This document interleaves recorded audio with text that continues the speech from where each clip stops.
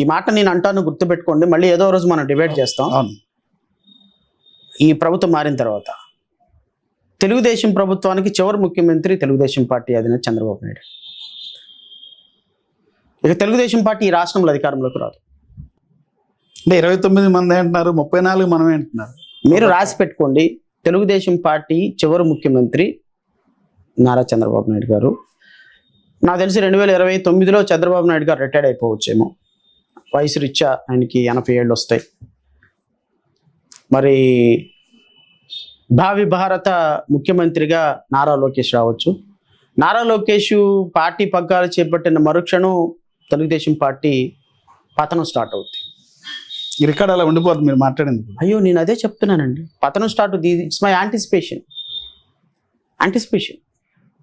ఎందుకు అంటే తెలుగుదేశంలో చంద్రబాబు నాయుడు వర్గం వేరు, నారా లోకేష్ వర్గం వేరు. అంటే 2 గ్రూపులు ఉన్నాయంటారు పార్టీలో? ఉన్నాయి. నాకెందుకు, వాళ్ళకే తెలుసు. తెలుగుదేశం పార్టీలో చంద్రబాబు నాయుడు గారిని అభిమానించే ఎవరు, నారా లోకేష్ని అభిమానించారు. ఆయన వర్గం వేరు, ఈయన వర్గం వేరు. సో చంద్రబాబు నాయుడు గారు ఉన్నంత వరకు తెలుగుదేశం పార్టీ అలా ఉంటుంది. ఆయన రాజకీయాల నుంచి విరమించుకున్న తర్వాత ఖచ్చితంగా పగ్గాలు నారా లోకేష్ చేపట్టిన దగ్గర నుంచి పతనం స్టార్ట్ అవుతాయి. ముఖ్యమంత్రి అవటం నారా లోకేష్ అనేది కల్లా. అంటే భవిష్యత్ ముఖ్యమంత్రి 20 ఏళ్ళ నారా లోకేష్ అంటే సీఎం చేస్తారనే కొంత ప్రచారం జరుగుతుంది. మేబీ ప్రచారం కాదు, అది వాస్తవం కూడా. అంటే 2029 తర్వాత ముఖ్యమంత్రి అవటం కల్లా. ఇంకా లేదు. అంటే మళ్ళీ ఎన్నికలు జరిగితే అవకాశం లేదు. ఇంకా లేదు, అయిపోయింది. అసలు తెలుగుదేశం చాప్టర్ క్లోజ్. ఇంకా తెలుగుదేశం పార్టీ అనేది చరిత్రలో ఒక ఉంది అంట అని తెలుసుకోవటం తప్ప తెలుగుదేశం పార్టీ ఇంకా మరి ఉండదు. ఎందుకు ఉండదు అంటే తెలుగుదేశం పార్టీ నారా లోకేష్ అందుకోసమనే చంద్రబాబు నాయుడు గారు ఆలోచించే 2029లో ఏమవుతుందో తెలియక 2027లోనే ఆయన్ని ముఖ్యమంత్రి చేయాలని ఒక ఆలోచనలో ఉన్నట్టు అనుకుంటున్నారు. అది ఎంతవరకు రైటో రాంగో నాకు తెలియదు. మేబీ అది కూడా కరెక్ట్ అనే ఆలోచన ఏమోనని నాకు వ్యక్తిగతంగా అనిపిస్తుంది. పవన్ కళ్యాణ్ అనేటువంటి వ్యక్తి ఏ విధంగా రియాక్ట్ అవుతాడు, రేపు నారా లోకేష్ ముఖ్యమంత్రి అభ్యర్థాన్ని ఎలాగ తీసుకుంటాడంటే నాకు తెలిసి రేపొద్దున తెలుగుదేశానికి అత్యంత పెద్ద థ్రెట్ పవన్ కళ్యాణ్. ఎలా అంటారు? అంటే ఇది మీరు ఒక విధంగా ప్రెడిక్షన్. జన సైనికులకు సంబంధించి పవన్ కళ్యాణ్ గారిని సీఎం చేయాలని ఇలా చిరకాల కోరిక. సీఎం అని ఆయన చెప్తా ఉంటారు. అంటే కాదనట్లేదు, కానీ నారా లోకేష్ ముఖ్యమంత్రి అభ్యర్థిగా అయిన తర్వాత దగ్గర నుంచి గేమ్ మారుద్దండి. పవన్ కళ్యాణ్ సడన్లీ కొంత టర్న్ తీసుకునే అవకాశం ఉంది. బీజేపీ దానికి బ్యాకప్గా ఉంటుందా లేదా, తెలుగుదేశం పార్టీని పడగొట్టి పవన్ కళ్యాణ్ ముఖ్యమంత్రి అయ్యే అవకాశాలు ఉన్నాయా లేవా, ఇవన్నీ కూడా ఏది కూడా పక్కన పెట్టలేని పరిస్థితి. బట్ ఏదేమైనా మా కోరిక వర్గీకరణ చేసినటువంటి తెలుగుదేశం పార్టీ చరిత్రలో ఉండదు, క్లోజ్, ఉండకూడదు. ఉండకుండా చేయాల్సినటువంటి గురుతరమైన బాధ్యత మా మీద ఉంది. మేము ఎన్ని ప్రయత్నాలు చేయాలో అన్ని ప్రయత్నాలు చేస్తాం. ప్రజల దగ్గరికి వెళ్తాం, ప్రజలను చైతన్యం చేస్తాం. వర్గీకరణ చేసి ఒక వర్గానికి చేసిన అన్యాయాన్ని, చంద్రబాబు నాయుడు చేసిన అన్యాయాన్ని పూర్తిగా ప్రజల దగ్గర పెడతాం, ప్రజల ఆలోచనలో పెడతాం. మా వర్గాల ప్రజలను కూడా మేము ఇలా జరిగిందమ్మా అని చెప్పేసి చెప్తాం. మాకు జరిగినటువంటి అన్యాయం చరిత్రలో పోడ్చలేనిది అన్న విషయం కూడా ప్రజల దగ్గరికి తీసుకెళ్తాం. దీని మీద ఖచ్చితంగా ఒక తెలుగుదేశం పార్టీ భూస్థాపితం చేయడానికి మేము ఏం చేయాలో అన్ని ప్రయత్నాలు చేస్తాం.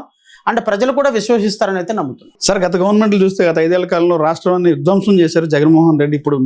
ఇప్పుడు రాయి పేర్చుకుంటూ ముందుకు వస్తున్నాము, అభివృద్ధిని పెంచుకుంటూ వెళ్తున్నాము, సంపదను సృష్టిస్తామని చంద్రబాబు గారు చెప్తున్నారు. సంపదను సృష్టిస్తూ పరిపాలన కొనసాగిస్తున్నాం అంటున్నారు. ఇటుక రాయి పేర్చుకుంటూ ప్రభుత్వం నడిపిస్తున్నారంట. గత 5 ఏళ్లలో ఎక్కడ చూసినా విధ్వంసం జరిగిందంటారు. ఇప్పుడు గత 5 ఏళ్లలో ఎక్కడ జరిగిన విధ్వంసం జరిగింది అని ప్రజలు భావించారు కాబట్టి మీకు అధికారం ఇచ్చారు. మరి ఆ విధ్వంసాన్ని అంతకంటే రెట్టింపున ఉత్సాహంతో చేస్తున్నటువంటి మిమ్మల్ని ఏమనాలి? ఎక్కడ డెవలప్మెంట్ జరుగుతుంది? రాయి ఎక్కడ పేరుస్తున్నారు? ఏం జరుగుతుంది? 19 నెలలు అయింది, ఇంకా అమరావతిలో ముళ్ళకంపలు కొట్ల. పనులు పరుగెడతాం చెప్తుంది సార్. ప్రాజెక్టులు అనేది వచ్చేసినాయి, పనులు వేగవంతం జరుగుతుంది సార్.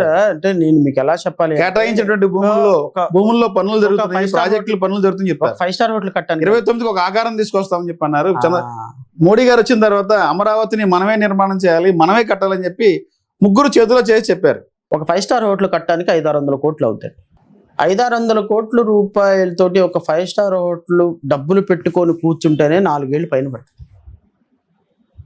అలాంటిది మీ చేతిలో రూపాయి లేకుండా, కేంద్ర ప్రభుత్వం రూపాయి సహకరించకుండా నువ్వు ఎప్పటికి అమరావతిని బిల్డ్ చేస్తారు? అంటే 29కి ఒక ఆకారం తీసుకొస్తే 29 తర్వాత అన్ని అసంపూర్ణంగా పెట్టి మళ్ళీ మాకు అధికారం ఇస్తే అమరావతిని పూజ చేస్తామంటారా? అసలు అమరావతిలో పనులు జరుగుతున్నాయి అనే ఒక ఇంప్రెషన్ తప్ప నిజంగా వాస్తవానికి అమరావతిలో వచ్చే డబ్బులన్నీ కూడా మంత్రి నారాయణ అధ్యక్షతన అందరు కైంకర్యం చేసే కార్యక్రమాలే. 100 రూపాయలు ఖర్చు పెట్టే చోట 70 రూపాయలు వాళ్ళ జేబులోకి వెళ్ళిపోతాయి. 100 కోట్ల ఫండ్ వస్తే 70 కోట్లు ఇళ్ళే, 30 కోట్ల రూపాయలే ఖర్చులు. 1000 కోట్లు వస్తే 700 కోట్లు 600 కోట్ల రూపాయలు వీళ్ళ చేతుల్లోకి వెళ్ళిపోతాయి, బినామీ చేతుల్లోకి, కాంట్రాక్టర్ చేతుల్లోకి. ఎక్కడ తవ్వితే అక్కడ అవినీతి అండి ఈ గవర్నమెంట్లో. అది నేను అనలా, అమరావతి రైతులను అడగండి, వెళ్ళి అమరావతి రైతులను అడగండి. అధికారులు, సిఆర్డి అధికారులు ఏ విధంగా అవినీతి చేస్తున్నారో వాళ్ళ దగ్గర ఉన్నంత సమాచారం మీ దగ్గర, నా దగ్గర లేదు. డైరెక్ట్గా మంత్రి ఎదురుగా, చంద్రబాబు నాయుడు ఎదురుగా చెప్పారు, మీ సిఆర్డి అధికారులు లంచం ఇస్తే మంచం వేయండి, మంచం ఎక్కుతున్నారు, డబ్బులు అడుగుతున్నారు, ప్రతి దానికి ప్లాట్లు అలొకేషన్కి ఒకసారి చూసుకోండి రైతులు గోలగోల పెట్టారు కదా. నేను ఆరోపణ చేసేది ఏముంది దాంట్లో? మా ఛానల్ కూడా వాయిస్ బయటలు ఇచ్చారు రైతులు. నేను చేసేది ఏముంది సార్ దాంట్లో? ప్రభుత్వ పరిపాలన ఎలా ఉందో వెళ్ళి ఒక రైతుని అడిగితే చెప్తాడు, ఏరికోరు తెచ్చుకున్న రైతు ప్రభుత్వాన్ని. సో ప్రభుత్వం అనేది కుప్పకూలిపోవడానికి సిద్ధంగా ఉందండి. ఏదో డాప్సర్ మాటలు తప్ప వీళ్ళ దగ్గర అంత విషయం ఉందని నేను అనుకోవటం. సార్, గత 5 ఏళ్ల కాలంలో మీరు రైతుల పక్షాన ఉద్యమం చేశారు, అమరావతి రైతుల పక్షాన. ఇప్పుడు కూటమి ప్రభుత్వం అధికారంకి వచ్చిన తర్వాత మరలా ఇప్పుడు భూసేకరణ చెప్పండి, 2వ విడత 3వ విడత అని చెప్పంటున్నారు. దాని మీద మీ స్పందన ఏంటి? ఒక పార్టీ అధ్యక్షులకు ఏం చెప్తారు? సార్, నేను అనుకోవటం భూసేకరణ అనవసరం అండి. ఇంకా మన రైతులు దాని మీద తిరగబడితే పోరాటం ఎలా ఉంటుందో నాకు తెలియదు, కానీ 35,000 ఎకరాలు తీసుకున్న వాటికే ఇంకా రీకాన్స్టిట్యూటెడ్ ఫ్లాట్స్ ఇవ్వలేదు. ఇంకా రీకాన్స్టిట్యూటెడ్ ఫ్లాట్స్ ఇవ్వకపోగా రైతుల్ని ఎప్పటికీ నానా బీభత్సం చేస్తున్నారు. సో డబ్బులు ఇవ్వని రైతులు, రీకాన్స్టిట్యూటెడ్ ఫ్లాట్స్ ఇవ్వని రైతులు, కవులు కూడా సరిగ్గా కట్టలేని రైతుల దగ్గర నుంచి మళ్ళీ భూమి తీసుకుని ఏం చేసుకుంటాం? ఉన్న భూమినే ఏం చేసుకోవాలో అర్థం కావటంలా. సో 1000 ఎకరాల్లో రైల్వే స్టేషను, 2000 ఎకరాల విమానాశ్రయం, ఇవన్నీ ఉత్తమాటలు, గాల్లో బాబాలాగా గాల్లో బూడిదని సృష్టించేటువంటి కార్యక్రమాలు ఇవన్నీ. సో చంద్రబాబు నాయుడు గారు చేసేటువంటి ఇలాంటి కార్యక్రమాలకి రైతుల దగ్గర నుంచి మద్దతు ఉంటుందని నేను అనుకోవటంలా. అండ్ ఏ రైతు కూడా మళ్ళీ ఈ అమరావతి కి భూమి ఇవ్వడానికి ముందుకు వస్తాడని నేను అనుకోవటంలా. ఇంకా ఏదైనా బలవంతంగా భూసేకరణ చేయటం తప్ప. కానీ ఏదేమైనా బలవంతపు భూసేకరణకి, మరలా భూమి సేకరించడానికి మా పార్టీ వ్యతిరేకం.